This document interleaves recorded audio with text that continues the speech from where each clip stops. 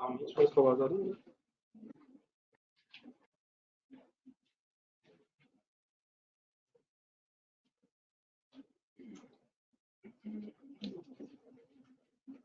Saturday जो पढ़े थे प्लीज एक नजर सारे देख लेना। एसी चला टेम्परेचर सही रखा है।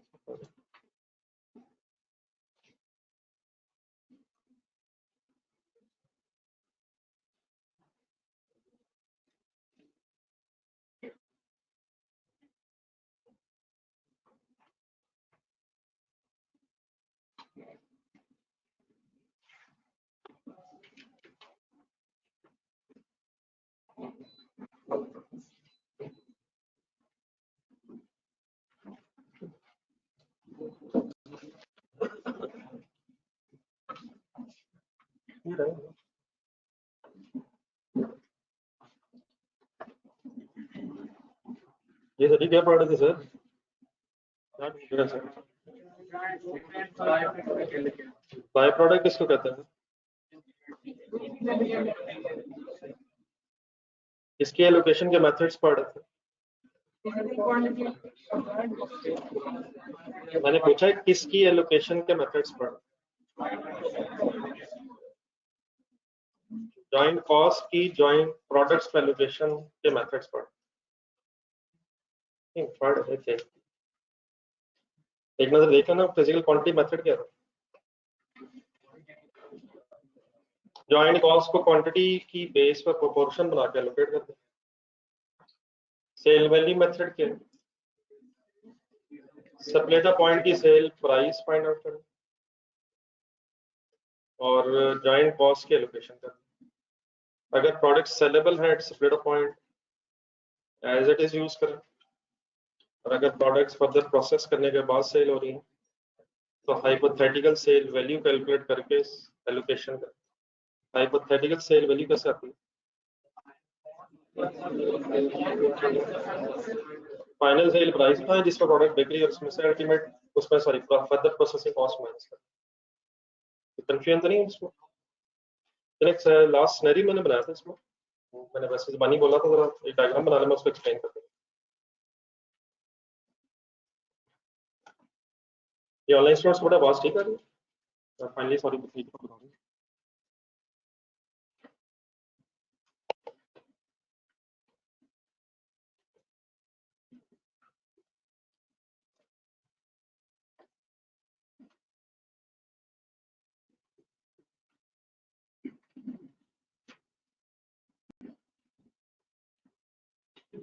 ये सर एंड में फिर मैं ये बात करने लग गया था कि अगर कुछ प्रोडक्ट्स सेपरेट पॉइंट पे सेल हो रही हो, for example A and B, और कोई एक या एक से ज्यादा प्रोडक्ट सेपरेट पॉइंट पे सेल होने की बजाय फर्दर प्रोसेस होकर सेल हो रही, तो उस केस में फिर अगर सेल वैल्यू मेथड यूज करना, तो डेफिनेटली ए और बी अगर फॉर एग्जांपल सेपरेट पॉइंट पे सेल हो रहे हैं तो इनकी एज इट इज वैल्यू ले लेंगे आप। और अगर कोई प्रोडक्ट फर्दर प्रोसेस हो रही है तो उसके लिए फिर आप एक रिवर्स वर्किंग करके हाइपोथेटिकल सेल वैल्यू लेके फिर सबका प्रोपोर्शन बना। तो मेरे ख्याल एक पैराग्राफ थोड़ा सा लगता है। If some of the products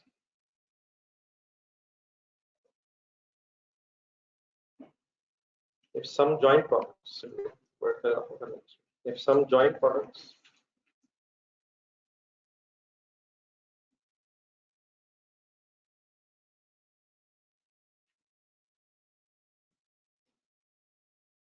are saleable at separate point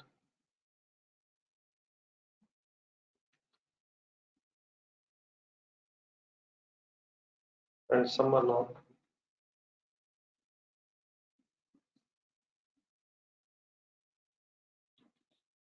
then use sale value at separator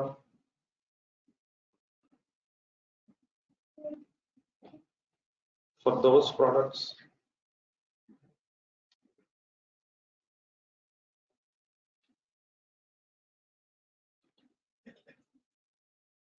which are saleable at separate point while for others calculate the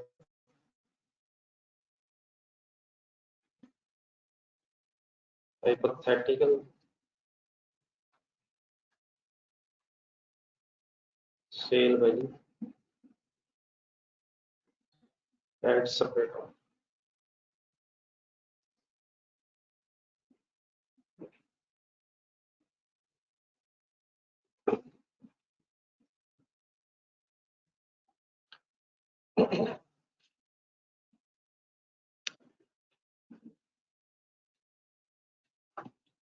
जो प्रोडक्ट्स सेलेबल हैं उनकी वैल्यूज एज इट इज करें, और अगर कुछ products एक या एक से ज्यादा प्रोडक्ट्स सप्लेट ऑफ के बाद फर्दर प्रोसेस होकर सेल हो रही है तो उनके लिए final sale price minus further processing cost कर लें।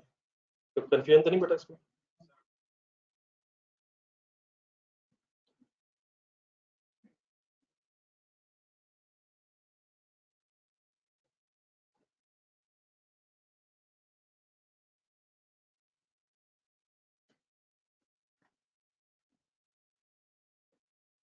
बेटा पर यूनिट सेल प्राइस की बात ही नहीं हो रही, अब क्या क्वेश्चन है?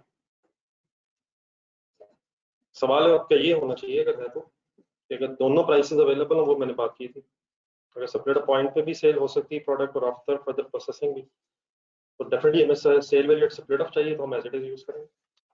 पर यूनिट की बहस नहीं है, पर यूनिट सेल प्राइस तो डेफिनेटली हमने फिर क्वांटिटी से मल्टीप्लाई करके सेल वैल्यूज बनानी है। दोनों अवेलेबल हैं तो हमें चाहिए ही कौन सी? जब स्प्लिट ऑफ किया तो फिर हमें हाइपोथेटिकल सेल वैल्यू की वर्किंग करनी नहीं है, ये कब करनी पड़ेगी?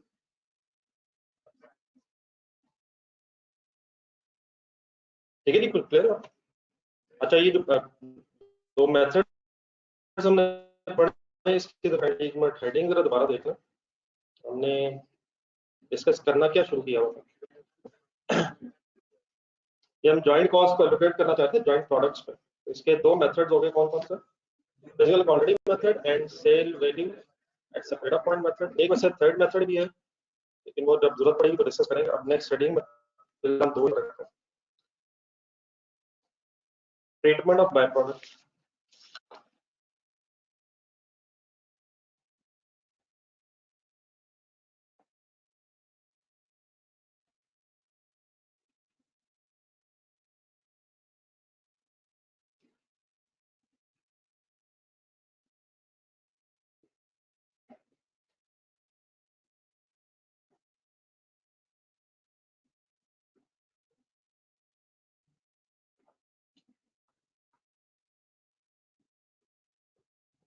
जी सर, सबसे पहले ये आप ज़हन में दोबारा रिफ्रेश कर लें, जॉइंट प्रोडक्ट्स वो प्रोडक्ट्स होती हैं जो सिग्निफिकेंट वैल्यूज रखती हैं with respect to each other, और by product insignificant value items होते हैं। Insignificant value items, insignificant quantity की बात नहीं हो रही, insignificant value items are by product.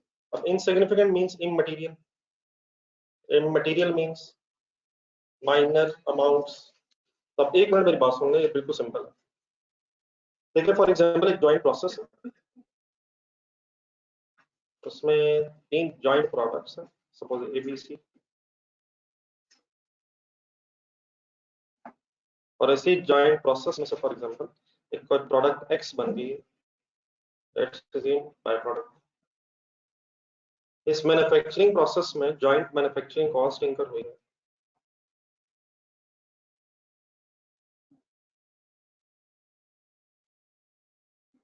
That's 5 rupees. Joint manufacturing cost means sum of direct material, direct labour and factory overheads.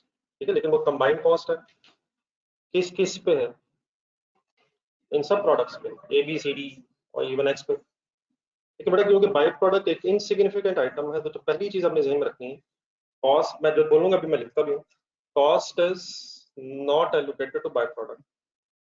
Bye क्या इस पे इनकर हुई? नहीं हुई तो है, लेकिन इमटेरियल सी, तो ऐसे ही उसे एलोकेट करके टाइम वेस्टिंग है। इट मींस जॉइंट कॉस्ट सिर्फ किस पे एलोकेट होती है? तो फॉर एग्जांपल एक्स अगर प्रोडक्ट बनी है, तो इवन देन हम क्या करेंगे, 5 लाख रुपीस को ए बी सी में either by using physical quantity method और by using sale value method allocate. लेकिन समटाइम्स ये हो सकता है कि ये जो बाय प्रोडक्ट है इसकी कोई recovery value, recovery value means इसे बेच के कुछ कमाया जा सकता है। जैसा मैंने एक ग्रीस की एग्जांपल दी थी, अगर फॉर एग्जांपल इसको फेंकना ही है, बस बनी है, इसका कुछ भी नहीं होना, इसको जस्ट थ्रो अवे करना, इसका मिलना भी कुछ नहीं है, तो देन तो इसे कंप्लीटली इग्नोर कर देंगे। Let's assume there is no recovery value that can be generated from it, इससे कुछ नहीं मिलना, तो कॉस्ट इस पे एलोकेट होनी नहीं, रिकवरी वैल्यू इसकी है नहीं, ये कंप्लीटली इग्नोर हो जाएगी और manufacturing cost, joint manufacturing cost सिर्फ जॉइंट प्रोडक्ट्स पे एलोकेट होगी। मेरे वर्ड्स, लेकिन अगर फॉर एग्जांपल इसकी कोई रिकवरी वैल्यू है, और let's assume for the sake of discussion इसे बेच के, ये रिकवरी वैल्यू मींस इसे बेच के 1000 रुपीज सपोज कमाए जा सकते हैं, ये कॉस्ट है या इसकी सेल वैल्यू है? तो ये रिकवरी वैल्यू मींस बेच के, अगर recovery value means sale value है। अगर सेल वैल्यू नहीं है तो फिर क्या करेंगे? कॉस्ट आनी नहीं, रिकवरी वैल्यू है नहीं, इसकी स्टोरी खत्म। लेकिन अगर रिकवरी वैल्यू है, इवन देन कॉस्ट एलोकेट नहीं, ये 1000 रुपीज में क्या ज्यूम कर रहा हूँ कि हम बेच के कैश जनरेट कर सकते हैं, ये इनफ्लो एक्सपेक्टेड है, आउटफ्लो, ये बेच के हमें मिल सकता है, ये इनफ्लो सेल वैल्यू का इनफ्लो एक्सपेक्टेड है। सपोज को मार्केट में बेच के हम 1000 रुपया कमा सकते हैं, तो कॉस्ट एलोकेट नहीं होनी। अगर रिकवरी वैल्यू इसकी है तो फिर उसके 3 पॉसिबल ट्रीट्स हैं। किस चीज के ट्रीटमेंट्स बताने लगा? Treatment of, just a minute, अब बात में आराम से लिख लीजिए, treatment of recovery value of by product.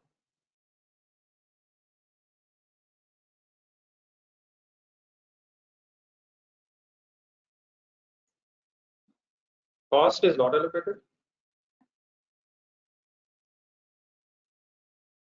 to byproduct.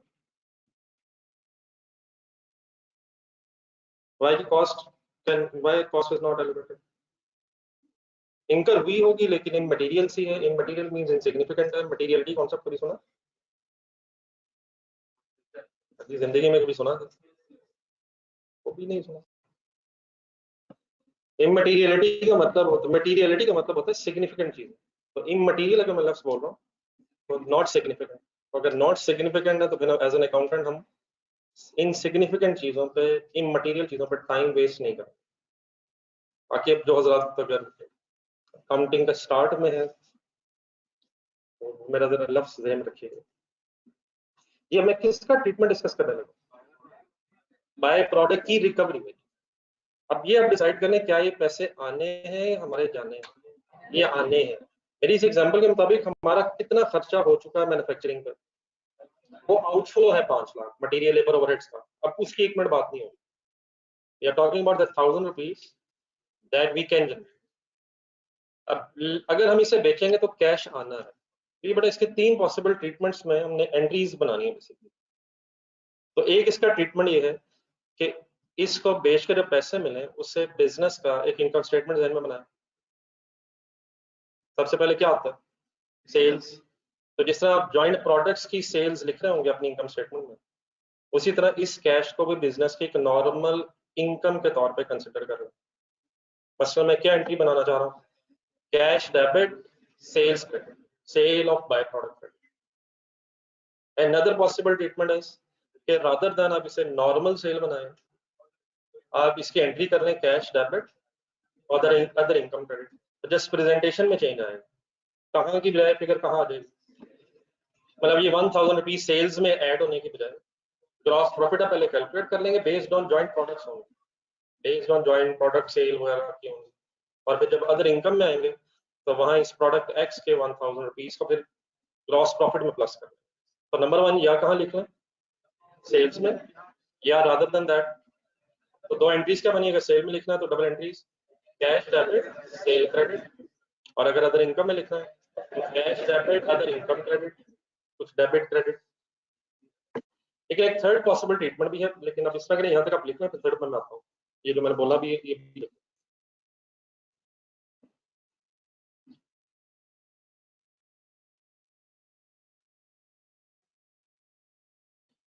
Treat it as revenue of business, normal revenue, or revenue means sale,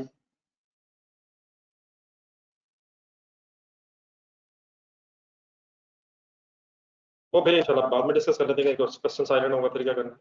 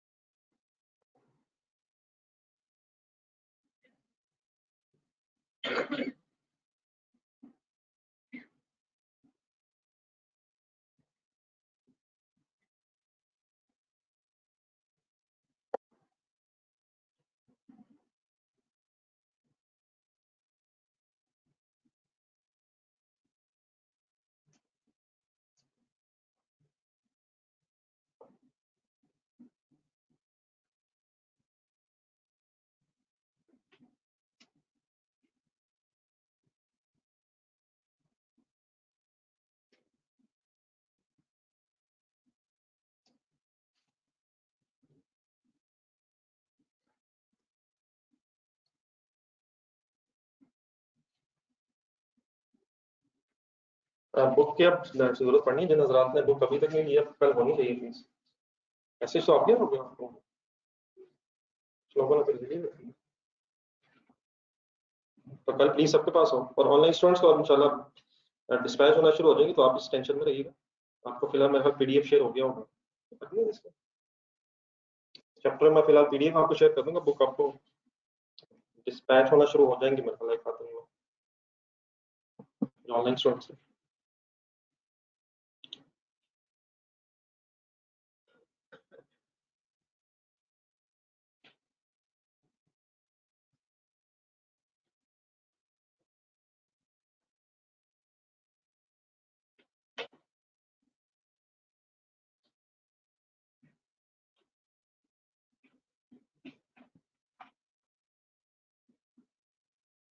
इस माजा थोड़ा सा ऊपर रहने दें, टाइम पे क्लास में आएगा। ये बेटा इम्तिहान काइंडली प्लीज जो मैंने कहा उसी को फाइनल समझो।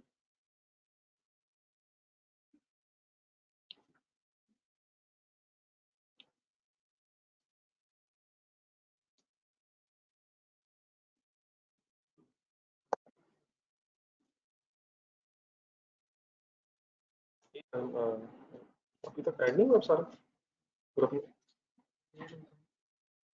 ये जरा फिर दोबारा देख लो जिन जिन हजरात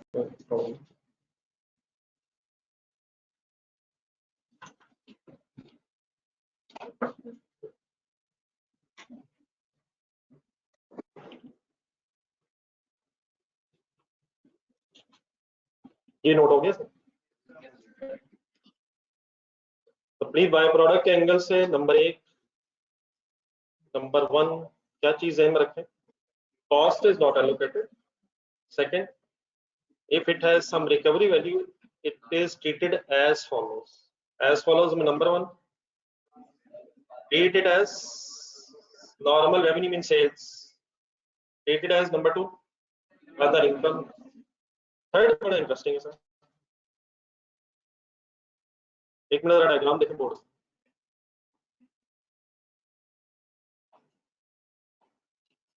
ठीक है, 5 लाख रुपीस कॉस्ट इनकर हुई थी हमारी, ये आउटफ्लो है। आउटफ्लो समझ आते हैं, हमारा खर्चा हुआ है, मटेरियल लेबर ओवरहेड्स में हमारा पैसे गए हैं। तो अगर हम मेथड नंबर 1 या 2 फॉलो कर रहे हैं बाय प्रोडक्ट के लिए, तो 5 lakh rupees as it is A B और बस सी पे एलोकेट हो, और 1000 का ट्रीटमेंट हमें अदा करना है।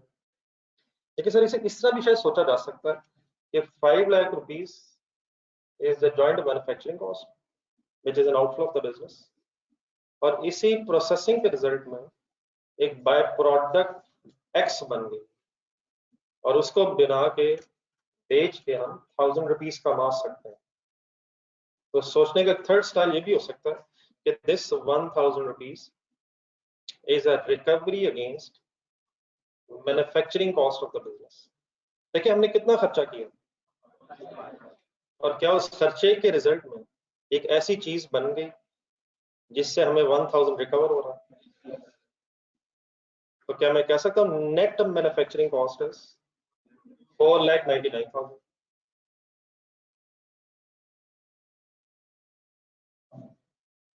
क्या कर रहा हूँ ये जो रिकवरी वैल्यू उसको फिर किससे नेट ऑफ कर रहा हूँ, इसे प्लस करूँ या नेट करूँ? ये 5 लाख आउटफ्लो है, 1000 इनफ्लो है। अगर एक थर्ड ट्रीटमेंट यूज किया जाए दैट इज कि कैश जो मिलना है आपको उसे मैन्युफैक्चरिंग कॉस्ट में से net means minus means credit कर। खर्चा हमारा डेबिट होता है या क्रेडिट होता है? तो ये तो एक्सपेंस डेबिट है। तो अगर मैं नेट ऑफ कर रहा हूँ तो बेसिकली मैं क्या एंट्री बना रहा हूँ, बहुत से सुनेगा, कैश डेबिट कॉस्ट या जॉइंट मैन्युफैक्चरिंग कॉस्ट क्रेडिट। इससे क्या होगा, नेट मैन्युफैक्चरिंग कॉस्ट आ जाएगी। फिर वो net manufacturing cost either by using physical quantity method और बाय यूजिंग सेल वैल्यू एक्सेपरेटर मेथड ए, बी और सी में एलोकेट होगी। In either of the case cost किस पे एलोकेट नहीं होनी, तो कॉस्ट की बात नहीं होगी। 5 लाख ने एक्स पे नहीं जाना। मेथड नंबर 1 इज कि उसकी रिकवरी वैल्यू को आप अलग से इनकम बनाएंगे। मेथड नंबर 2 इज अलग अदर इनकम बनाएंगे। इट मींस उसका कोई लिंक इस 5 लाख से नहीं है और 5 lakh as it is allocate करें बिटवीन द जॉइंट प्रोडक्ट्स। लेकिन द लास्ट पॉसिबिलिटी इज कि आप इस कैश को as a recovery value net of कर लें अपनी मैन्युफैक्चरिंग कॉस्ट से बाय मेकिंग एंट्री। एंट्री बना cash debit manufacturing cost credit, उससे क्या होगा, नेट मैन्युफैक्चरिंग कॉस्ट आ जाएगी which in this case is 4,99,000। फिर वो 4,99,000 रुपीज एलोकेट होगा between the joint products A, B and सी। वो उन्हीं मेथड्स के बेस पर हमने डिस्कस किया। कुछ अंडरस्टैंडेबल बात? आए third method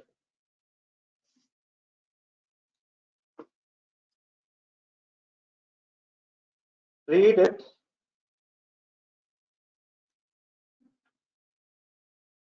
as a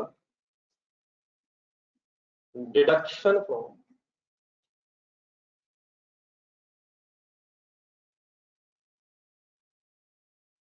joint manufacturing cost।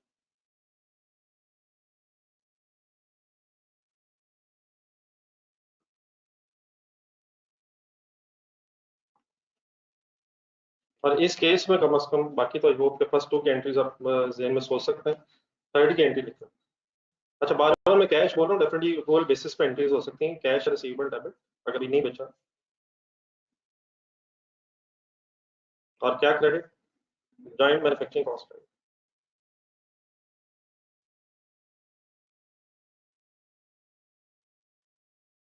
कितने से इस केस में 1000 मींस जो रिकवरी वैल्यू और depending upon the question definitely अगर फिगर चेंज होगी तो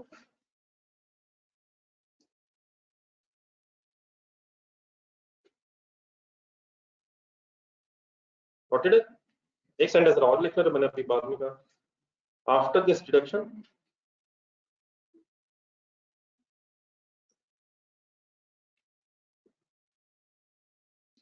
net joint manufacturing cost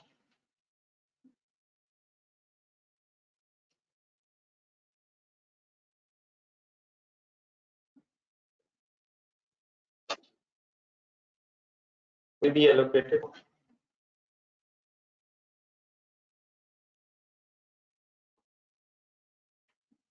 joint products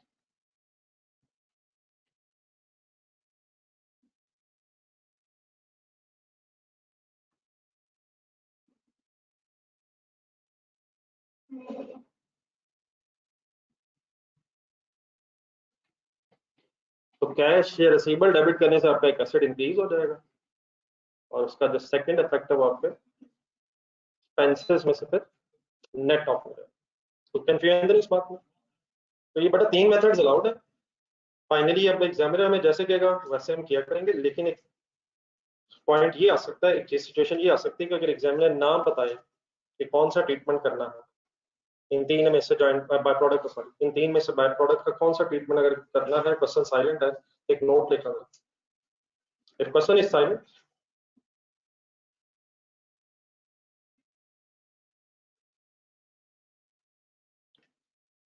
can use third method. Normally by default third method use होता है deduction against joint manufacturing cost अगर question silent है। Information है तो कोई भी हो सकता है डिपेंडिंग अपॉन सिचुएशन, लेकिन अगर क्वेश्चन साइलेंट है तो थर्ड मेथड कौन सा वाला, cash receivable debit joint manufacturing cost credit. जो लोग लिखने में इंटरेस्टेड होंगे जरा पॉइंट नंबर 1 और 2 का भी मुझे कहा जा रहा है एंट्रीज में। पॉइंट 1 की entry cash receivable debit sale of by product credit.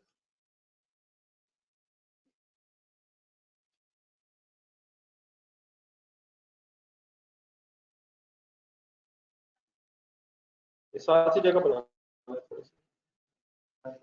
Other income बनाना है तो कैश है, अदर इनकम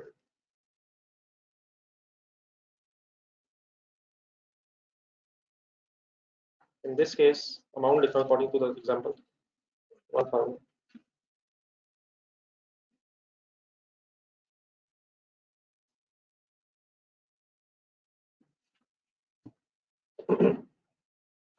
फाइनली अब हमें जरा बुक की जरूरत है, जो ऑनलाइन स्टूडेंट्स उनके सामने मैं क्वेश्चन कर देता हूँ। मेरे पास बुक है, बुक यूज करें, पेज नंबर 12 का यहाँ तक जो पढ़ा इसके बेस पे क्वेश्चन कर।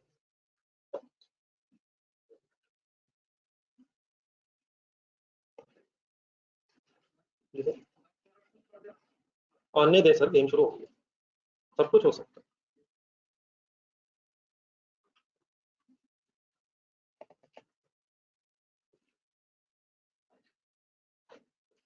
सर जी नोटेड है प्लीज, ऑनलाइन स्टूडेंट्स लिख चुके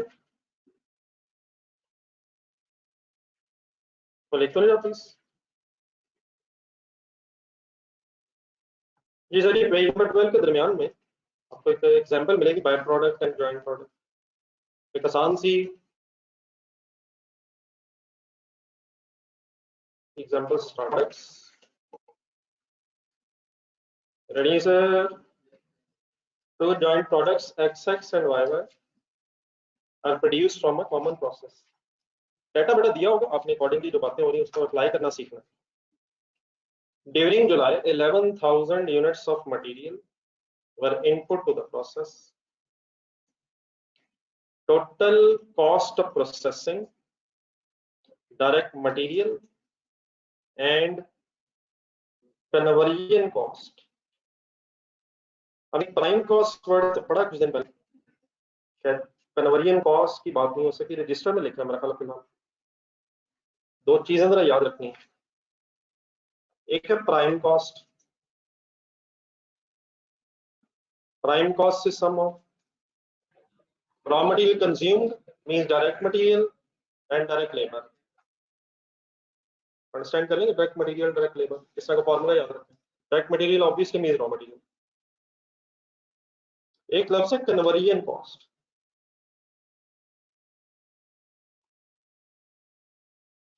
कन्वर्जन कॉस्ट से मुराद है रॉ मटेरियल को फिनिश गुड्स में कन्वर्ट करने का खर्चा। और रॉ मटेरियल अगर आपने इस्तेमाल कर लिया है तो उसे फर्दर क्या क्या काम करना पड़ेगा कि फिनिश गुड्स बने। कन्वर्जन के खर्चे कहलाते हैं direct labour and factory overheads. Raw material को फिनिश गुड्स में कन्वर्ट करने का खर्चा। FOH means factory overheads, direct labour, DL direct labour plus factory overheads. अगर डायरेक्ट मटेरियल में डायरेक्ट लेबर ऐड करें तो the figure is called as prime cost. एक कैलकुलेशन है बेसिकली, आई होप के आपको पता है। कन्वर्जन कॉस्ट किसी नई कॉस्ट का नाम बता रहा हूं, ये कुछ टोटल्स के नाम है। अच्छा, एक और भी चीज है जिसको ज़हन में रखना हमेशा जरूरी है, मैन्युफैक्चरिंग कॉस्ट, जैसे प्रोडक्शन कॉस्ट, फैक्ट्री कॉस्ट। और मैन्युफैक्चरिंग कॉस्ट कैसे आती है वो ठीक है, इसके दो हो सकते हैं। एक तरीका पहले ये रखें, फिर दूसरा बता दो। Direct material plus direct labour plus factory overheads, ऐसे बोल सकता हूँ। और डेफिनेटली जब हम स्टेटमेंट बनाते हैं तो उसमें पहले हम क्या करते हैं, और करके हम ऐसे भी कह सकते हैं prime cost plus factory overheads. अब प्राइम कॉस्ट में क्या क्या आ जाएगा, direct material direct labour plus factory overheads. Material labour overheads या prime cost plus factory overheads. लेकिन इसमें गलती का खतरा रहेगा, जरा पहली दोनों चीजें देखें जरा गौर से। क्या मैन्युफैक्चरिंग कॉस्ट ऐसे भी आ सकती है, prime cost plus conversion cost? देखें जरा formula, prime cost plus conversion cost, इस तरह क्यों नहीं आ सकती? इसमें डायरेक्ट लेबर डबल हो जाएगी, डायरेक्ट लेबर उसमें भी है प्राइम कॉस्ट में भी, और नीचे कन्वर्जन में भी है। हाँ, शायद ये इस तरह बोला जा सकता है कि manufacturing cost is direct material plus conversion cost, direct material plus conversion cost, ये लिखो थर्ड। और manufacturing cost direct material plus conversion cost.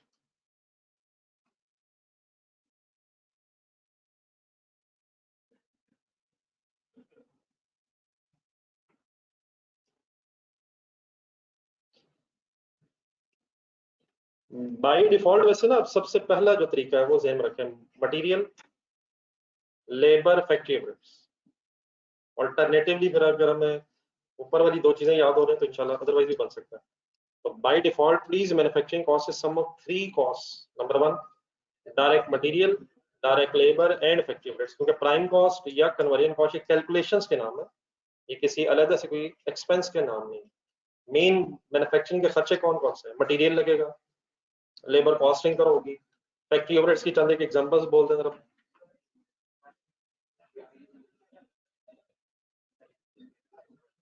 चंद एक रहने दें, एक आदि बोल दें सर, साथ वाला बोल देगा सबकी तरफ से हो जाएगा सर। आज वो भी नहीं बोल रहा सर, तो एक दो तो कर लें। Rent, depreciation, repair and maintenance, indirect material, indirect labour वगैरह वगैरह वगैरह, दो तीन चार तो बोला करें। आ जाओ वापस सीट एग्जाम्पल।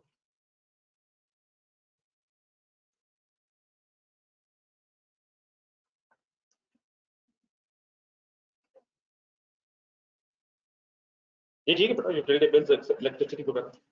ये हम थर्ड सेकंड लाइन में थे। During July 11,000 units of material were input to the process. Total cost of processing उसने बढ़ रखी है according to the situation. Examiner के वर्ड्स अंडरस्टैंड करने चाहिए हमें। ब्रैकेट पढ़ें और बताएं लाख रुपए का क्या आसान सा नाम है। मैन्युफैक्चरिंग कॉस्ट को प्रोसेसिंग कॉस्ट का total cost of processing bracket में लिखा मैन्युफैक्चरिंग कॉस्ट। कैसे पता चला मुझे manufacturing cost? Direct material and conversion cost का सम का। तो ठीक है, हम वर्ड यूज नहीं करेंगे, हम वही कर लेंगे जो दो तीन पढ़े। लेकिन अगर कभी एग्जामिनर यूज करे तो हमें अंडरस्टैंड करने की कोशिश करनी है। ओके जी please. Next line sir, output was 6,000 units of XX, 4,000 units of Y and 1,000 units of a byproduct Q। मैंने आपको उस दिन भी लास्ट क्लास में भी कहा था, ये डिसीजन कौन सी जॉइंट प्रोडक्ट है या बाय प्रोडक्ट है, ये एग्जाम में हमारा डिसीजन नहीं हुआ करेगा, ये एग्जामिनर हमें बताएगा, लेकिन हमें उसका ट्रीटमेंट अकॉर्डिंगली पता होना चाहिए। ये अब यहाँ तक जो हम थोड़ा सा पढ़ रहे हैं इसे पढ़ चुके हैं। एक रजिस्टर खुला है, उसको डायग्राम फॉर्म में अगर अपनी आसानी के लिए बना लिया जाए। स्पीड अप हो सर, हेडिंग देखें एग्जांपल, इसका आंसर बनाना शुरू करें।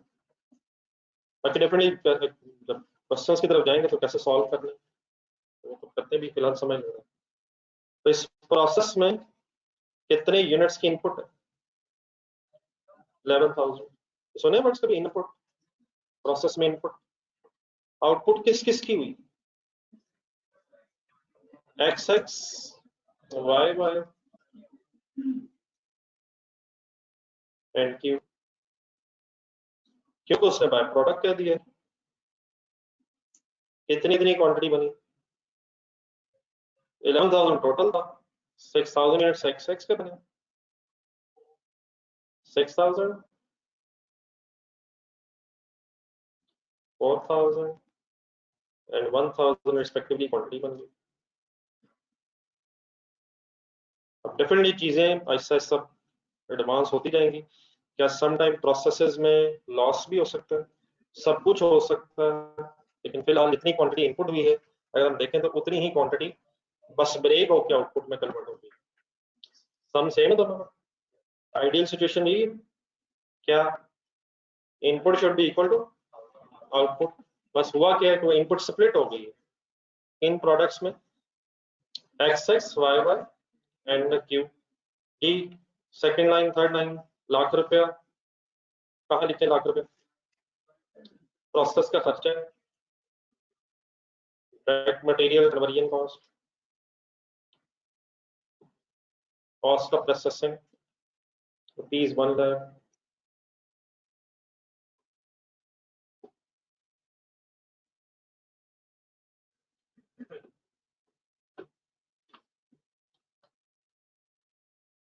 ये ओके?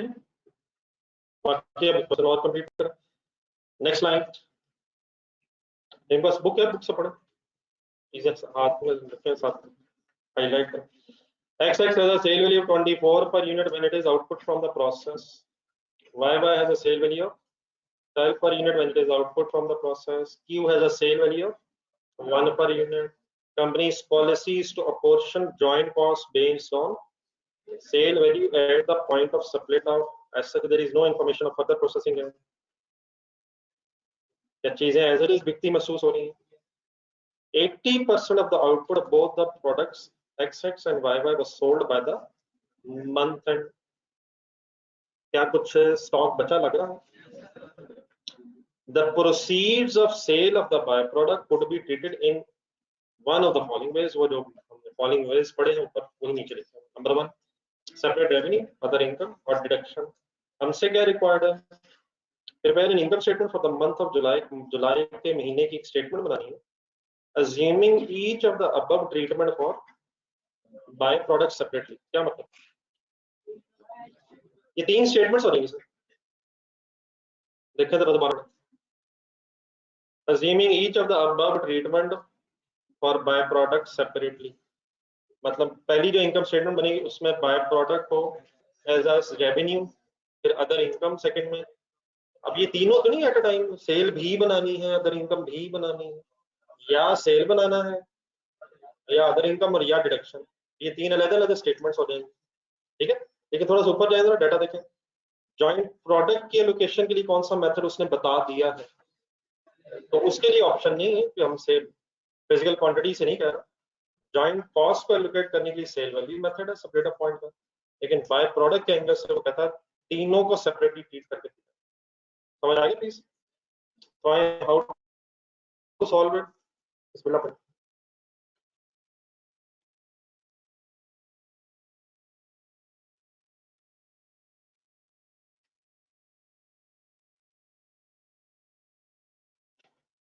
प्रॉफिट की डिटर्मिनेशन है बेस्ड ऑन दिस डाटा, जितना हम कर सकते हैं।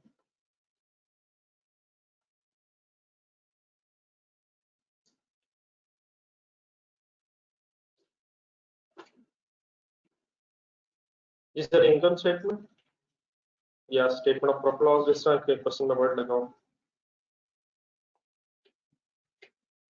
और इस इनकम स्टेटमेंट को बनाते हुए प्लीज क्लियर कर लीजिए, ऐसे परेशान ना हो जाइएगा। फर्स्ट इनकम स्टेटमेंट हम बना रहे हैं उसमें बाय प्रोडक्ट एंगल से सेपरेट, ये समझ आ रही है? 3 स्टेटमेंट की बात करना शुरू हो गए। सेकंड स्टेटमेंट बनाते हुए क्या जेम रखेंगे? एज अदर इनकम, और फिर देखेंगे उससे क्या फर्क पड़ता है। और थर्ड में क्या देखेंगे? डिडक्शन, सेपरेट रेवेन्यू के एंगल से for the month of July. सिर्फ एक मंथ की स्टेटमेंट बनाने को कहा जा रहा है। यकीनन शायद ये चीजें आसान सी बात, एक एग्जांपल है फिलहाल, शायद आप कर सकते हैं, लेकिन करना नहीं है। एक एक बात मेरी ध्यान से सुननी, बस मेरे साथ रही, आगे पीछे नहीं।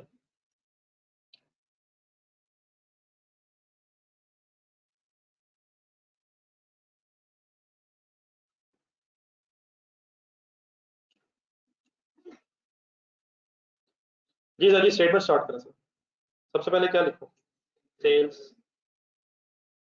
अच्छा, थोड़ा सा एक डिफरेंस करनी जरा ध्यान में रखना है। हम इस वक्त कॉस्ट अकाउंटिंग क्लास में, और कुछ देर बाद हो सकता है दोबारा या फिर 1 की क्लास में, या फिर 2 की क्लास में चला जाए। तो ये बात मैंने इसलिए इस वक्त इसलिए की है कि फाइनेंशियल अकाउंटिंग जो है वो एक्सटर्नल यूजर्स के लिए, और एक्सटर्नल यूजर्स से मुराद मेनली शेयर होल्डर्स। अब बड़े हो गए शेयर होल्डर्स, तो उसकी फॉर्मेलिटी थोड़ी सी स्टेटमेंट की और है। बस मैंने ये बात इसलिए की है कि डेफिनेटली अगर एक से ज्यादा प्रोडक्ट सेल हो रही होंगी फाइनेंशियल अकाउंटिंग, तो हम सेल्स इकट्ठी लिखेंगे, और अगर कोई एक से ज्यादा प्रोडक्ट्स हैं तो वो नोट बनाएंगे। कॉस्ट ऑफ सेल्स में लाए, कॉस्ट ऑफ सेल्स में लाए सर, इसकी वर्किंग नोट्स में रख करें। कॉस्ट ऑफ सेल्स सिर्फ एज इट इज लिखेंगे, लेस करके ग्रॉस प्रॉफिट निकाल देंगे। मतलब जो वर्किंग्स हैं वो नोट्स में करें। फाइनेंशियल अकाउंटिंग साफ सुथरी सी फाइनेंशियल स्टेटमेंट्स में, इनकम स्टेटमेंट हम शेयर होल्डर के सामने समराइज फॉर्म में प्रेजेंट करें इन फाइनेंशियल अकाउंटिंग। लेकिन ऐसा अगर हम कॉस्ट अकाउंटेंट है तो हम ये मैनेजमेंट के लिए मीन्स अपने लिए वर्किंग कर रहे हैं, तो अगर इसमें वो फॉर्मेलिटीज ना भी अप्लाई हो सके तो इसमें इतना इशू नहीं होता। हाँ डेफिनेटली अगर हम चाहें तो यहाँ भी नोट्स में जाया जा सकता है, लेकिन क्योंकि ये अपने लिए स्टेटमेंट्स हैं इसलिए इसमें कम फॉर्मेलिटीज होती है, हम कुछ टाइम सेव कर सकते हैं। तो इस वक्त हम किस क्लास में अवेलेबल है, तो देर पर बेटा मैं इस तरह लिख सकता हूँ, एक मिनट, एक्स एक्स वाई, और ब्रैकेट ऊपर देखें क्या क्यू भी यही आ जाएगा। बस ये मैंने जरा प्रेजेंटेशन के एंगल से बताना था, बाकी अल्हम्दुलिल्लाह every other aspect is same. हमने प्रॉफिट निकाला। हाँ शुरू कर, कोई कंफ्यूजन मेरी इस बात से? बहरहाल इंशाल्लाह with the passage of time छोटी छोटी बातें आपके ज़हन में सेट हो जाएंगी।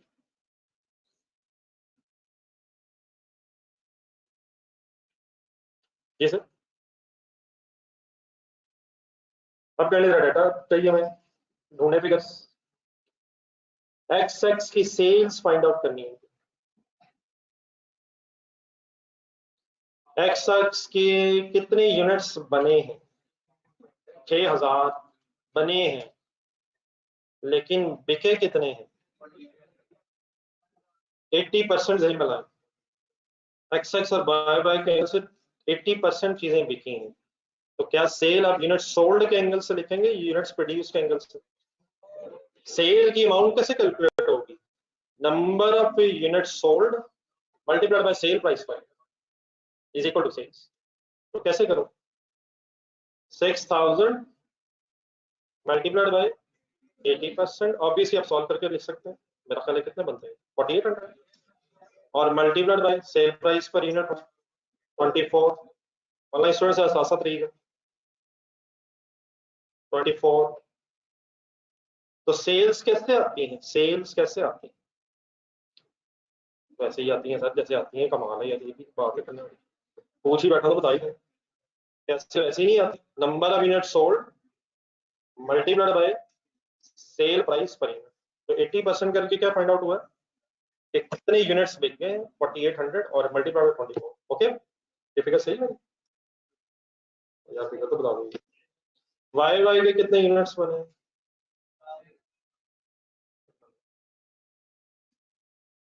वाई वाई के यूनिट्स बने हैं 4000, तो मल्टीप्लाइड बाय 80%, दोनों के 80% यूनिट सेल हुए हैं, तो Y bye 4000 into 80% means 3400 I think, और multiplied by 12,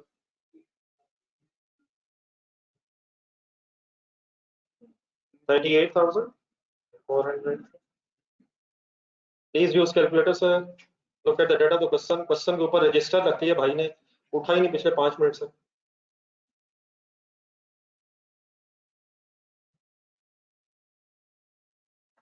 तो क्या इस क्वेश्चन में जो पर्पस एग्जांपल में स्टार्ट की है, हमारी प्रोडक्ट्स स्प्लिट अप पॉइंट पे ही सेल हो रही है, लेकिन कितनी बनी? 6000 4000 रिस्पेक्टिवली। कितनी बिक गई? 80% की सेल हुई। Okay okay sir, online students clear?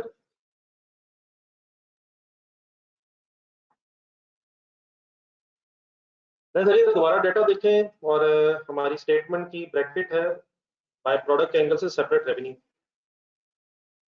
Q के एंगल से देखें, क्यू के कितने यूनिट्स बने थे, उसके कितने बचे? देखिए स्टॉक्स के एंगल से हम कब अज्यूम कर सकते हैं कि स्टॉक बचा या नहीं बचा?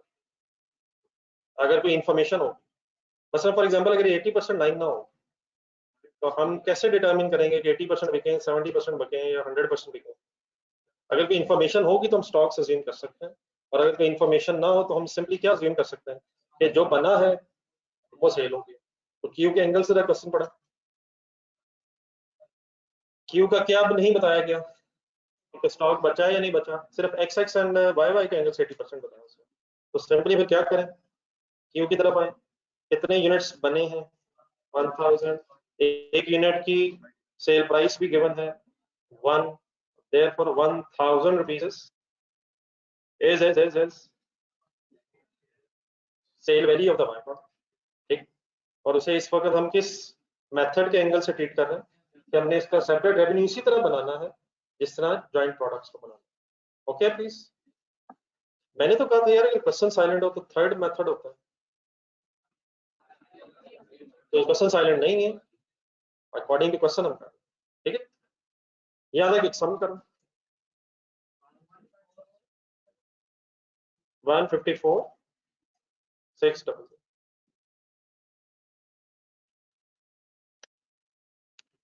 कौन सा कैलकुलेटर्स का बड़ा पैसा लग रहा है, अगर ये टोटल इतने आ रहे हैं जाती है, अपनी मर्जी से जहां दिल किया एक जीरो एक्स्ट्रा लगा ली। ये डालने से then next heading sir, cost of sales.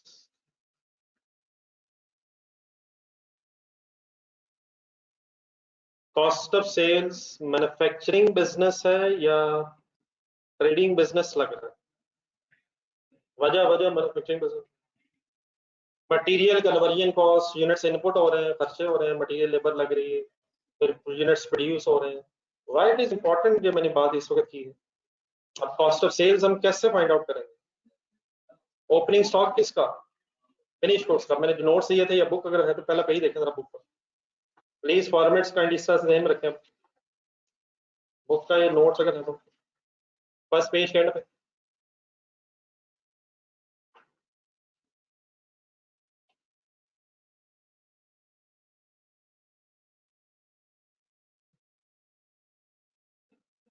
Manufacturing business के एंगल से सबसे पहले तो सेल्स रेवेन्यू आ गया, उसके बाद cost of goods sold. Cost of goods sold कैसे निकलनी है? ओपनिंग फिनिश में तो इसमें क्या ऐड करना? कॉस्ट ऑफ गुड्स मैंने गलत, बिल्कुल गलत वर्ड। मैन्युफैक्चरिंग कॉस्ट सर्विस ना कहें, सही वर्ड बोले। कॉस्ट ऑफ गुड्स मेड किसके लिए वर्ड था? कॉस्ट ऑफ गुड्स मैन्युफैक्चर्ड और मैन्युफैक्चरिंग कॉस्ट में फर्क हो सकता है, सही तरह चीजें क्लियर रखें sir. Opening, working process, closing हो सकते हैं, सही तरह रिवाइज करें। और minus closing stock of finish goods.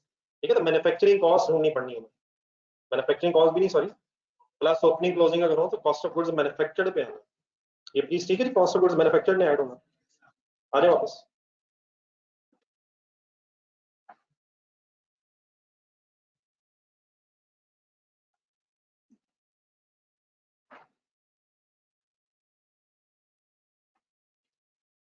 काम कंसंट्रेशन का ये सर, ये स्टार्ट नहीं सर। और बेटा मोहसिन 38,400 है यार, खुदा के लिए अपनी तरफ से जीरो लिख के मुझे आंसर आप भेजें 5,02,000 यार, और फिर बार बार इतने कॉन्फिडेंस है। 38,400 रुपए के जमा करके देखें 1,15,200 में, और जमा 1000, 5 लाख कैसे आ सकता है ये सर? 5,02,000, इस कैलकुलेटर को फैसला करें सर। ये सर जी, और कॉस्ट ऑफ सेल्स कैसे शुरू करूं, है या नहीं है वो एक अलग बहस है, सही तरह चीजें रिवाइज करें अपने माइंड में। Starting point opening stock of finish goods के नाम बताएं इस सवाल में।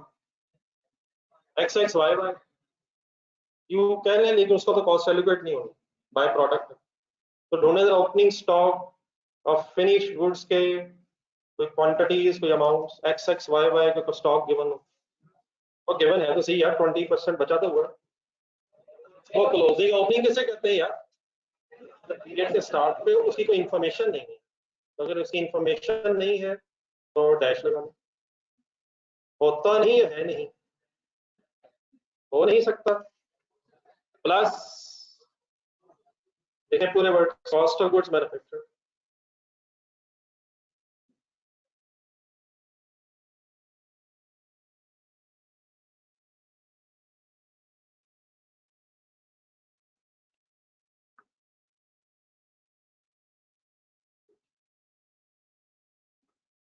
ये कॉस्ट ऑफ गुड्स मैन्युफैक्चर्ड ढूंढनी है अपने डाटा में। Cost of goods manufactured statement बनाने की जरूरत है या फिर अवेलेबल है? 1 लाख को जरा गौर से देखें सर। हम अगर स्टेटमेंट बनाते तो हम उसमें मटेरियल लिखते, डायरेक्ट मटेरियल, फिर उसके बाद direct labour, factory overheads, total आ जाता है, प्राइम कॉस्ट बना लेते हैं, टोटल कर लेते हैं। वर्क इन प्रोसेसेस हमारे इस क्वेश्चन में महसूस नहीं हो रहे, मतलब ये नहीं कोई बता रहा कि कुछ यूनिट्स अभी इन प्रोसेस है। वर्क इन प्रोसेस है याद? नहीं याद है भाईजान, याद है।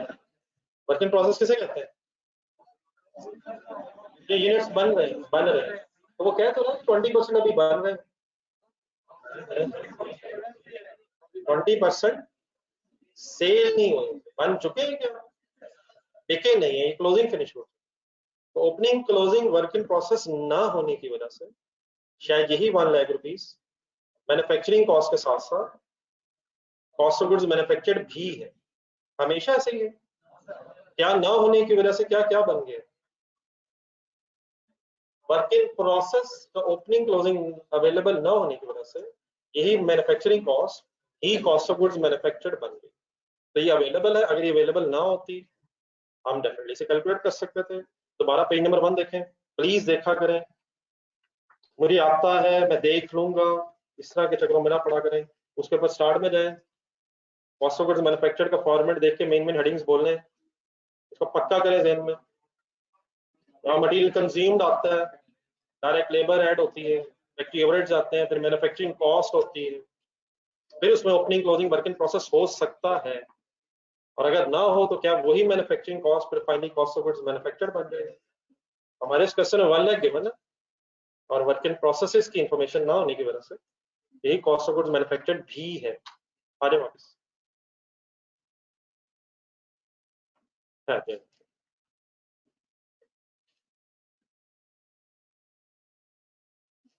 जी सर, चलो आगे। आगे क्या ढूंढना है? अब मैंने तो कहा था यार 1 लाख में से 1000 माइनस करना। 1000 रिकवरी वैल्यू 1 लाख में से माइनस करनी है यार। मैंने कहा था प्रेफरेबल वही है, लेकिन अगर क्वेश्चन साइड में तो इस वक्त कौन सा ट्रीटमेंट हो रहा है? ये पुराने बनाई गई सवाल में से हो जाना था थोड़ी देर बाद, इसलिए मैंने कहा मैं खुद बोल दूं, लेकिन अभी भी हो जाना है, पता मुझे भी। इस वक्त हम सेपरेट रेवेन्यू बना चुके हैं, ये या मेथड है, दो तीनों एक ही स्टेटमेंट में नहीं आने। हम क्या बना चुके हैं और वो बात खत्म भी हो गई, हमने उसे रेवेन्यू बना लिया है, और फर्दर अब हमें जॉइंट सॉरी बाय प्रोडक्ट के एंगल से इस क्वेश्चन में अभी स्टेटमेंट बनाते हुए नहीं सोचना, वो फिर सेकंड और थर्ड डिपार्टमेंट में बहस करें। चलिए सर, अब क्लोजिंग स्टॉक ये करते हैं वीकेंड। क्या कुछ क्लोजिंग स्टॉक बचा? अच्छा, क्वांटिटी चाहिए या अमाउंट चाहिए? अमाउंट चाहिए, ऑब्वियसली अमाउंट चाहिए। किस किस की क्वांटिटी बची हुई है जिसकी अमाउंट चाहिए?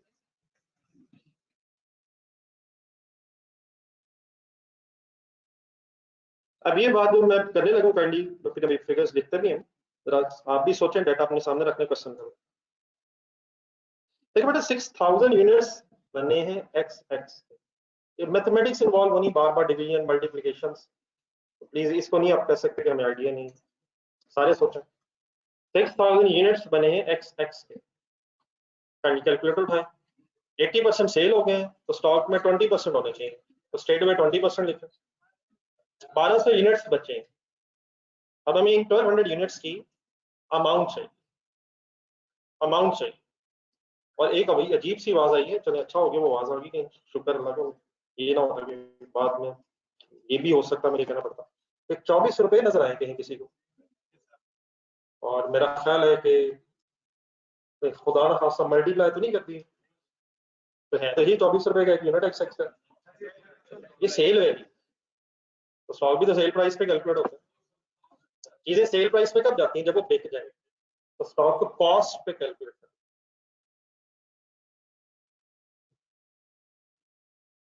तो अब अगर हमें 6000 यूनिट्स ऑफ एक्स एक्स में से 1200 यूनिट्स ऑफ एक्स एक्स की कॉस्ट फाइंड आउट करनी है, तो क्या सबसे पहले हमें ये नहीं पता होना चाहिए कि 6000 यूनिट्स को बनाने में खर्चा आया कितना है? अगर हमें ये पता चल जाए 6000 यूनिट्स को बनाने में कॉस्ट कितनी आएगी, तो जितनी भी वो कॉस्ट आई होगी 6000 यूनिट्स की, उसको 6000 से डिवाइड करके क्या फाइंड आउट किया जा सकता है पर यूनिट, और देन मल्टीप्लाइड बाय 1200 करके स्टॉक की कॉस्ट आ सकती है। तो मेरा तो ख्याल है लाख रुपया, देखें गौर से, मेरा तो ख्याल है ये लाख रुपया कॉस्ट है 6000 यूनिट्स की। प्रॉब्लम क्या है? उस 1 लाख में इन 6000 यूनिट्स की कॉस्ट भी है और 4000 यूनिट्स की कॉस्ट भी है। तो क्या हमें पहले एलोकेशन तो नहीं करनी पड़नी? एलोकेशन कर लेंगे, 6000 और 4000 यूनिट्स की अगर कॉस्ट मिल गई तो वहां से पर यूनिट बना लेंगे और respective quantities of closing stock से मल्टीप्लाई। तो क्या इस लम्हे, असल में ये चीज इंपॉर्टेंट है कि क्या अब इस वक्त हमें पहले एलोकेशन करनी पड़ेगी? क्यों? जिन आइटम्स के स्टॉक की हमें कॉस्ट फाइंड आउट करनी, उन आइटम्स की हमें कॉस्ट तो पता ही नहीं, अभी टोटल तो पता है 1 लाख, लेकिन उसका ब्रेकअप चाहिए between 6000 units cost and 4000 units cost. तो अब ये XX और YY जॉइंट प्रोडक्ट्स हैं, 1 lakh rupees joint manufacturing cost है। डाटा देखें, क्वेश्चन देखें, क्या क्वेश्चन में बताया हुआ है कि किस मेथड से इसकी एलोकेशन की जाए? ढूंढने की नहीं, ढूंढने तो अपॉर्शनमेंट एलोकेशन, अपॉर्शनमेंट एलोकेशन किस मेथड से करनी है? जॉइंट कॉस्ट की, सेल वैल्यू एक्सेप्टेड। तो आगे वर्किंग की तरफ आए, थोड़ी सी स्पेस रखें नीचे, अभी ग्रॉस प्रॉफिट निकालना हम, क्लोजिंग स्टॉक वगैरह।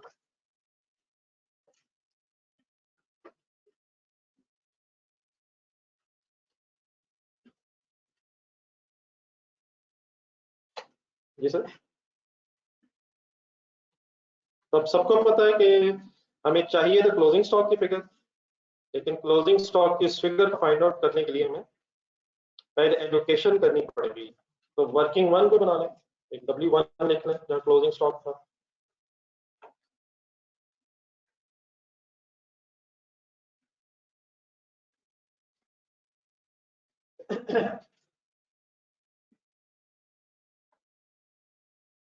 तो allocation of joint costs, joint products।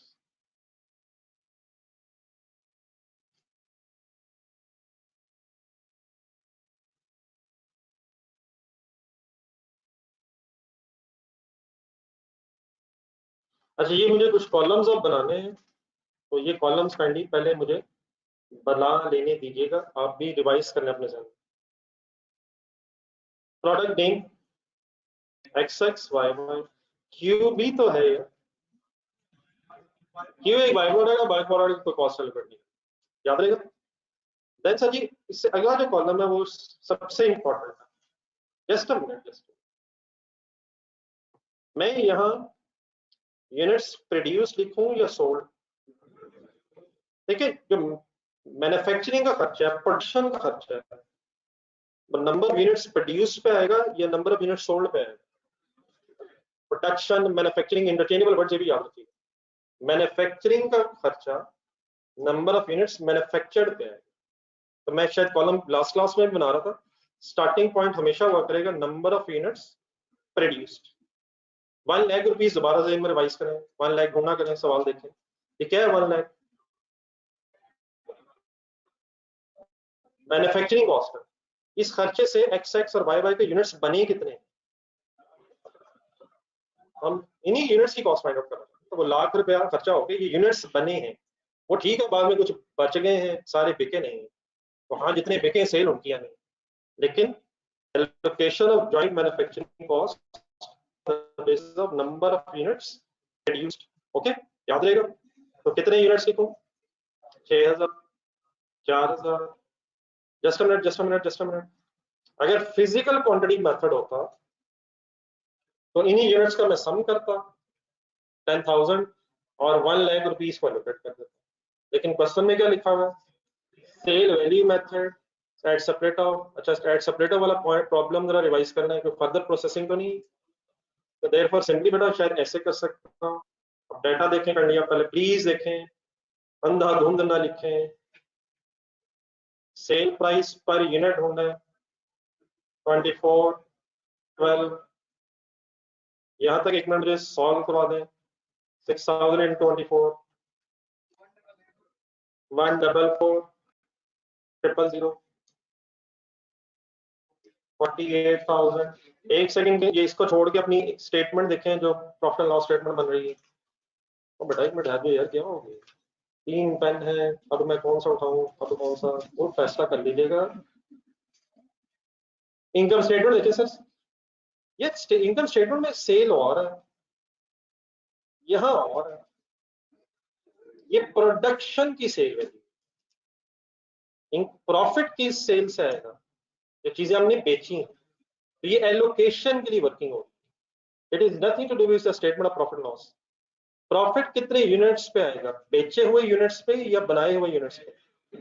और बनाए हुए यूनिट्स पे यार, अगर फॉर एग्जांपल आपने 1 लाख यूनिट्स बनाए और बेचा कोई नहीं, तो there is no concept of any sale, cost of sale, gross profit, चीजें बेचने से प्रॉफिट होगा, तो वहां सेल हो रही है 80% गुड्स की।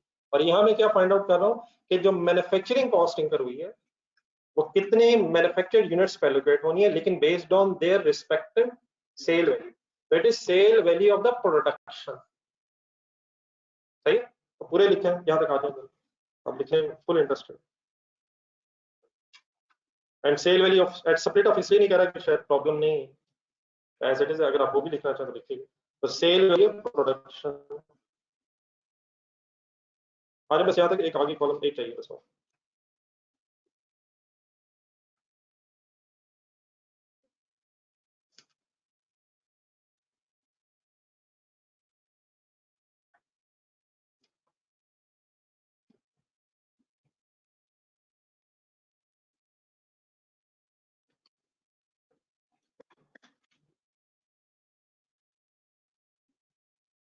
कोई कंफ्यूजन नहीं बहरहाल प्लीज, सामने ये ऑनलाइन स्टूडेंट्स,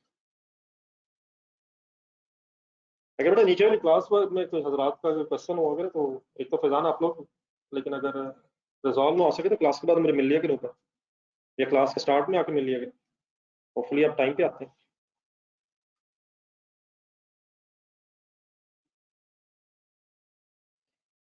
जी सर, क्या एलोकेशन हो सकती है सर?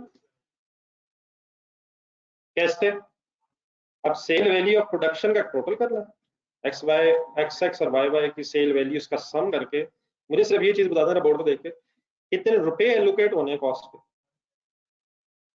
मतलब इस प्रपोर्शन को बना के एलोकेट करना कितने रुपयों को। 1 lakh rupees is to be allocated to the joint products on the basis of their respective sale values at separate of, करें वाइंड अप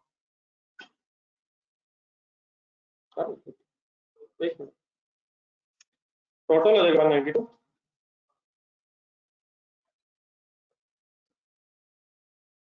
एक आध वर्किंग लिख लिया कि अभी आप स्टार्टिंग पॉइंट ये तो 144, डेफिनेटली थाउजेंड्स में भी हो सकता है, दो कॉमन है ऊपर नीचे, divide by 1,92,000 and multiplied by 1,75,000 rupees and 25,000 rupees.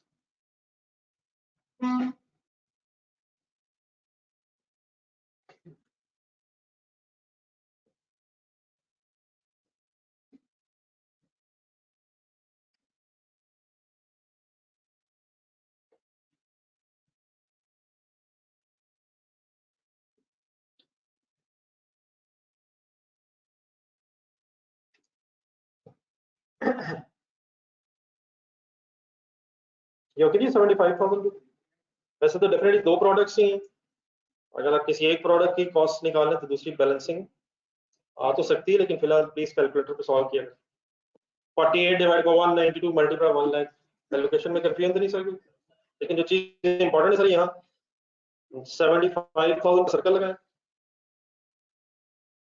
इसका नाम बताएं स्टार्टिंग पॉइंट। अब ये क्या है,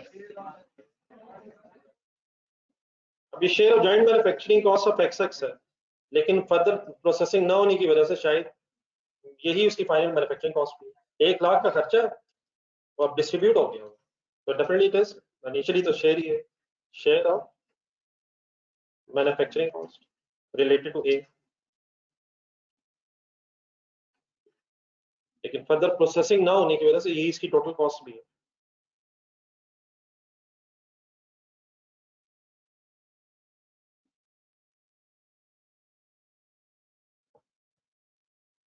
तो थर्ड कॉलम में जो मैंने लिखा सेल वैल्यू ऑफ प्रोडक्शन, इन वर्ड्स को भी लिखे, प्रोडक्शन की ये सेल वैल्यू है। हाँ, अगर आप साथ ये भी लिखना चाहे एट सेपरेट ऑफ, ऑब्वियसली क्योंकि प्रोडक्ट सेपरेट पॉइंट पे ही सेल है, इसलिए मैंने लिखा नहीं। ये फाइनल सर। अब हम करना क्या चाह रहे थे, काइंडली जरा अपनी स्टेटमेंट देखें जहां हम कौन पे थे।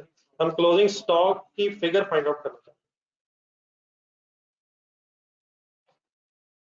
इस वक्त जरा डाटा ना सिंप्लीफाइड सा है, शायद बहुत से आसान तरीकों से भी आ जाए फिगर्स, लेकिन प्लीज आपने अपना कॉन्सेप्ट क्लियर करना है और बोर्ड पर लिखना है।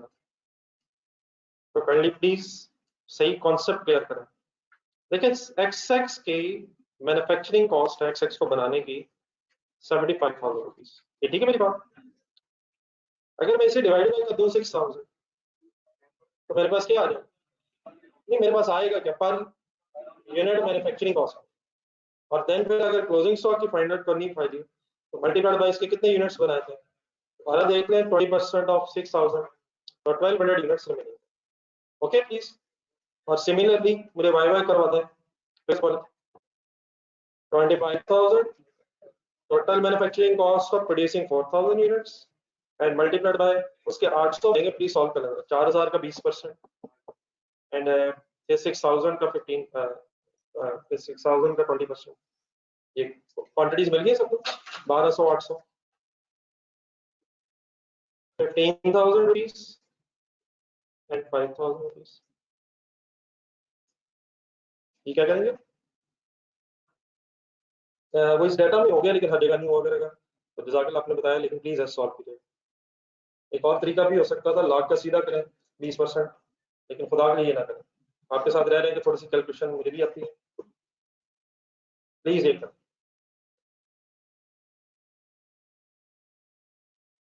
ये भी हो सकता है वो भी हो सकता है, लेकिन अगर आंसर सेम है तो ये ही हो सकता है। असल manufacturing cost is of number of units manufactured, वहां से पर यूनिट निकालना है और जो यूनिट्स बच गए हैं तो उससे मल्टीप्लाई करना है।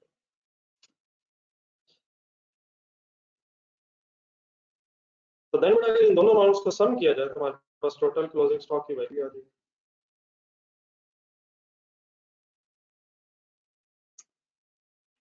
The 75,000 rupees is the manufacturing cost of 6,000 units. So 75,000 divided by 6,000 or please multiplied by 20% units in stock, 60,000 into 80%, into sorry 20%, 80% units बेचे थे, 20% स्टॉक में। ठीक है जी, प्लीज लास्ट पॉइंट। जी सर, इसे उठाएं और अपनी स्टेट फाइनल करें। जी बेटा, ठीक है जी, लास्ट पॉइंट प्लीज। अब डेफिनेटली ये भी पॉसिबल था कि शायद हमें अलग अलग कोई प्रोडक्ट वाइज प्रॉफिटेबिलिटी निकालनी हो, वो भी इंशाल्लाह गेम शुरू करेंगे, लेकिन अगर हम टोटल एक इनकम स्टेटमेंट निकालें तो क्लोजिंग स्टॉक ठीक है जी 20,000। सर जी ठीक है सर, अब क्लोजिंग स्टॉक क्या क्या करना है, ओपनिंग है नहीं, एक वर्किंग करनी पड़ेगी। मैन्युफैक्चरिंग कॉस्ट में से अगर 20,000 माइनस किया जाए तो क्या चीज आ गई, ना बेटा ग्रॉस प्रॉफिट नहीं है, कॉस्ट ऑफ सेल आ गई, manufacturing cost minus closing stock opening ना होने की वजह से, और डेफिनेटली सेल में से 80,000 माइनस करके ग्रॉस प्रॉफिट आ गया 74600। ठीक है प्लीज, पहले कॉस्ट ऑफ सेल फिर सेल में लेस कर रहे हैं। सेल कितनी थी 154,600 minus 80,000 to get the gross profit of 74,600। ठीक है, ये वर्किंग फाइनेंस सबकी। चले आगे चले, डाटा देखें, और कोई अदर इनकम है तो सही है, कोई अदर इनकम सेकंड मेथड में आएगी। इस वक्त हमने रेवेन्यू बना ली है, इसके नीचे को ऑपरेटिंग एक्सपेंसेस गिवन हो, सेलिंग एडमिन। क्वेश्चन में कोई ऐसी इंफॉर्मेशन नहीं है जो ग्रॉस प्रॉफिट के बाद लिखनी है हमने, ऑपरेटिंग एक्सपेंस वगैरह गिवन नहीं है, तो बस बेटा यहीं तक इनकम स्टेटमेंट ये बन सकती है। लेकिन ये हमारा ये क्लियर अपनी बात, आगे नहीं कोई डाटा। अदर इनकम वाली बात याद है, अभी कौन सा फॉर्मेट चल रहा है, सेपरेट रेवेन्यू, तो इसके फॉरन बाद सेकंड शुरू करें, टाइम है अभी।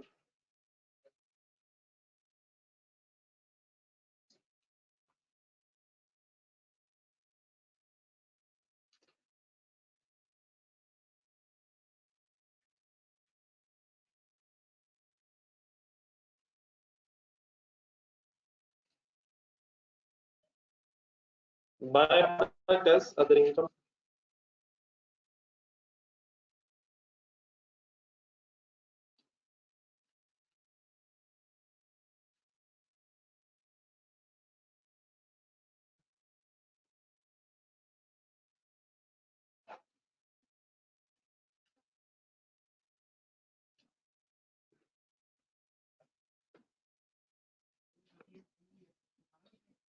एक मिनट बेटा, सुनो तो, 400 में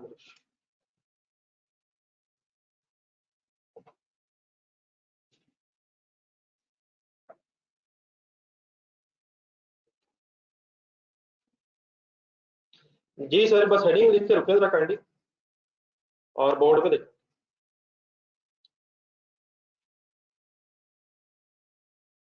सेम बेटा, डेटा सिर्फ क्या करना है, बाय प्रोडक्ट के रेवेन्यू को सेल की बजाय अदर इनकम ट्रीट करना है। तो एक मिनट जरा पहले ये देखना है कि कहाँ कहाँ चेंज आएगा, तो शायद आप फिर खुद बनाइएगा टाइम है। नहीं, एक मिनट, एक्स एक्स की सेल सेम रहेगी, वाई वाई की भी। सिर्फ ये जो अमाउंट है, ये यहाँ की बजाय अदर इनकम में आ जाएगी ग्रॉस प्रॉफिट के बाद, लेकिन उससे एक चेंज आएगा, जरा सुनो। कॉस्ट ऑफ सेल्स में अगर आएंगे आप, डेफिनेटली सेल कम हो जाएगी 1000 रुपीज, जब ये फिगर ऊपर से नीचे आएगी। Opening stock as it is, cost of goods manufactured will remain same, वो फिर थर्ड मेथड है। अगर 1 लाख विल रिमेन सेम, तो एक मिनट अपनी वर्किंग वन देखना, क्या ये एलोकेशन सेम रहेगी? 6000 units, 4000 units, 1 lakh rupees manufacturing cost as it is.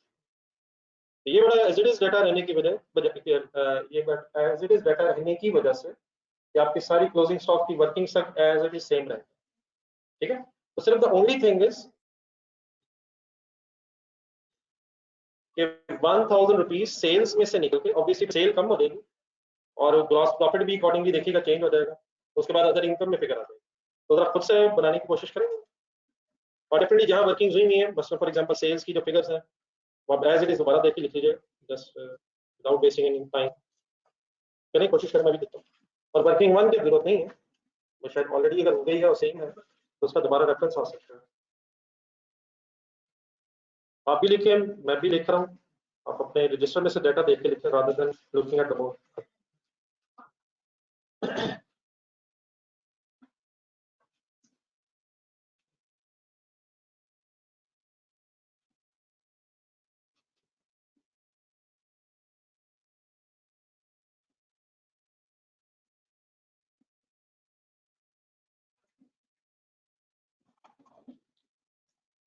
ये ब्रह्मांड रेडी, नीचे वो नीचे वाले कुछ ऊपर ही बुला लेना F2 में।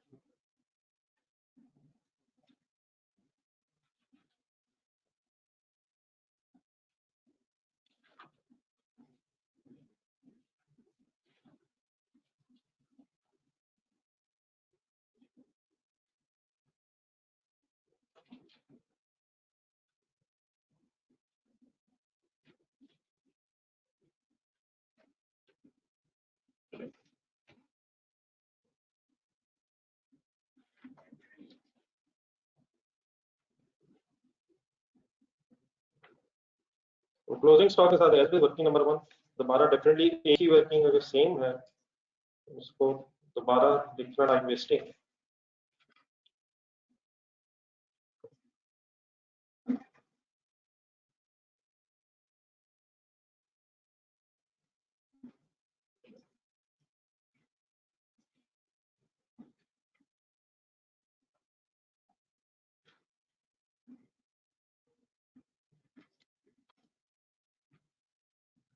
जी, ग्रॉस प्रॉफिट के बाद एक अदर इनकम हेडिंग आएगी। अदर इनकम ब्रैकेट में लिखना है क्यू, या बाय प्रोडक्ट अगर लिखना बाय प्रोडक्ट क्यू 1000 into 1000।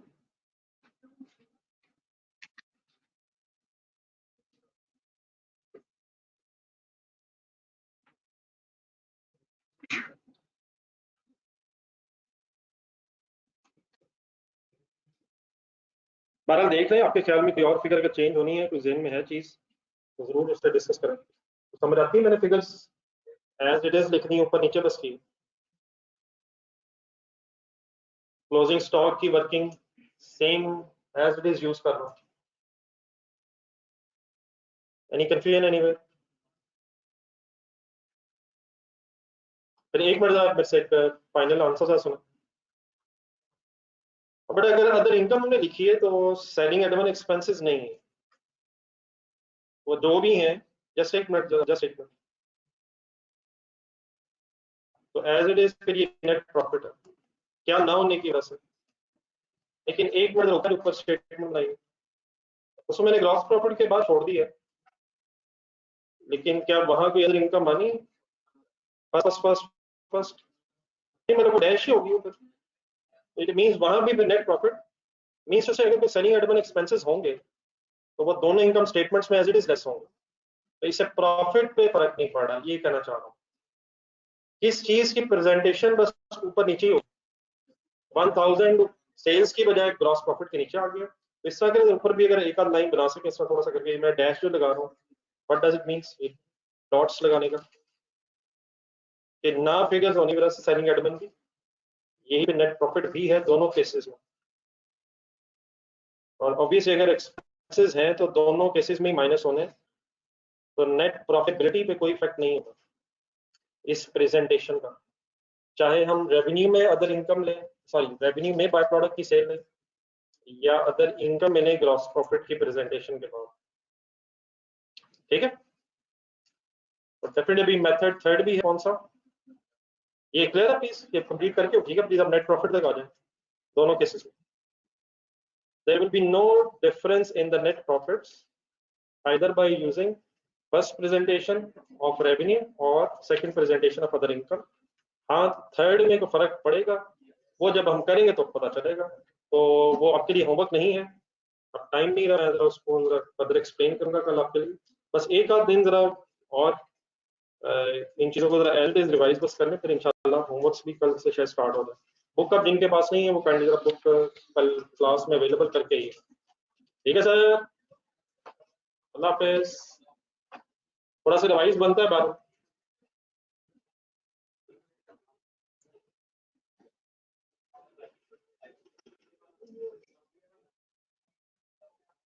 इसमें टेबल रख लेना आपके सामने, बात बहुत बेहतर चलती है।